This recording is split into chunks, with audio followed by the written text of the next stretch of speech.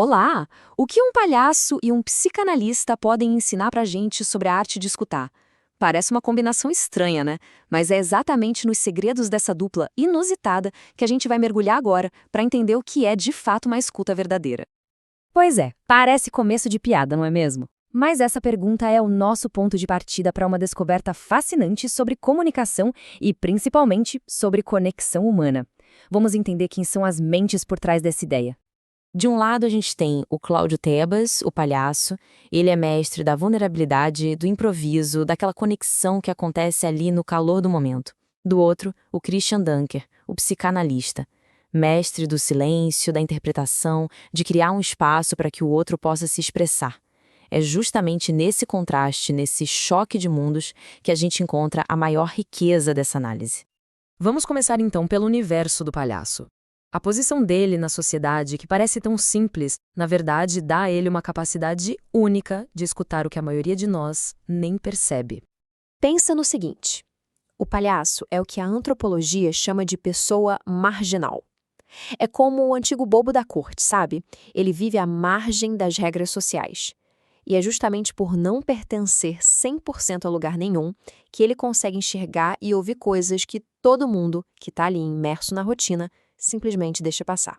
Essa frase, dita por uma criança, resume perfeitamente a filosofia do palhaço. Olha que profundo.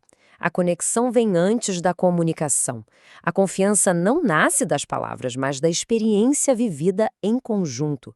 Ou seja, primeiro a gente se conecta, depois, só depois, a gente consegue conversar de verdade. Tá, mas e quando o plano falha?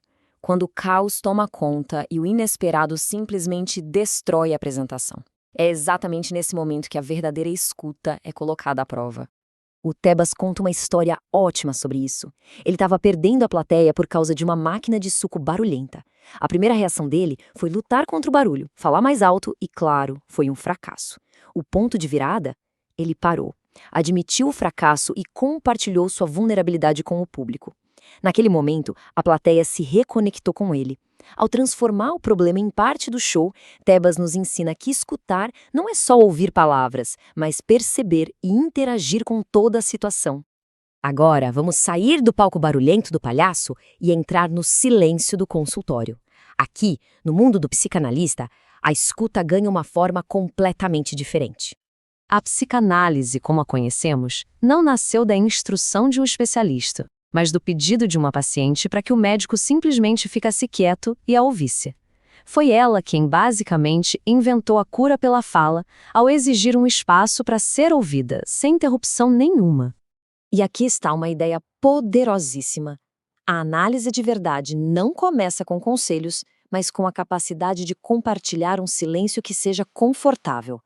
É nesse espaço de silêncio intencional que a pessoa pode finalmente começar a se escutar de verdade. Para entender essa perspectiva, é crucial a gente diferenciar processo de produto.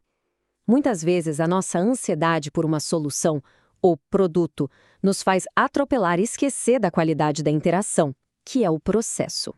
Esse caso clínico ilustra isso de forma brilhante.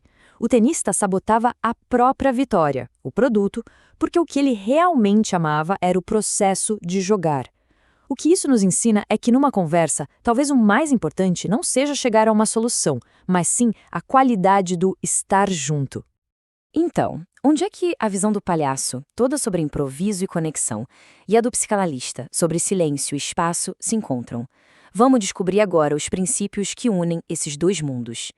Bom, o nosso cérebro é bombardeado por uma quantidade absurda de informações. Pensa só, 11 milhões de bits por segundo. Como é que a gente daria conta de processar tudo isso? A verdade é que a gente não dá conta. Desses 11 milhões de bits, a gente processa conscientemente apenas 40. Isso mesmo, 40. Esse filtro gigantesco cria o que os autores chamam de surdez social.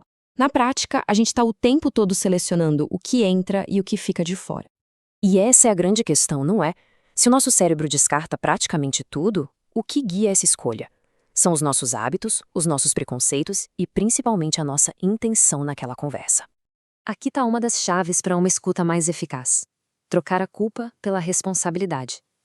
A culpa cria vítimas, aponta o dedo e prende a gente no problema. A responsabilidade, por outro lado, gera protagonistas e nos empurra em direção à solução. É uma mudança de postura que acontece por dentro, em silêncio. Os autores propõem um ambiente de escuta baseado em 4 pilares, os 4 Hs. A hospitalidade, que acolhe sem julgar, o hospital, que oferece um espaço para cuidar das feridas, o hospício, um lugar seguro para a gente expressar nossas vulnerabilidades, nossas loucuras, e, por fim, o hospedeiro, que nos convida a levar essa qualidade de escuta para outras pessoas. Certo, mas como podemos aplicar tudo isso no nosso dia a dia? O primeiro passo para se tornar um bom ouvinte é, ironicamente, reconhecer como somos maus ouvintes na maior parte do tempo. Os autores criaram uns arquétipos bem-humorados. Vamos ver se algum deles nos lembra alguém, ou, quem sabe, a nós mesmos. Primeiro temos o resolvedor de problemas, o homem Google. Ele está tão focado em dar a solução que nem escuta o problema direito. Com o tempo, as pessoas simplesmente param de compartilhar as coisas com ele. Afinal, pra quê, né? E tem também o competidor de sofrimento. O meu pior é melhor. Alguém diz que bateu o carro e essa pessoa conta que já capotou 10 vezes. A conversa vira uma disputa para ver quem sofre mais e a conexão, essa, se perde completamente. No fim das contas, a lição que o palhaço e o psicanalista nos deixam é a mesma. A verdadeira comunicação não é sobre ter a resposta certa ou a história mais impactante. É sobre criar um espaço seguro onde a conexão possa finalmente florescer. E a pergunta que fica é: a gente escuta para vencer a discussão ou para construir a conexão?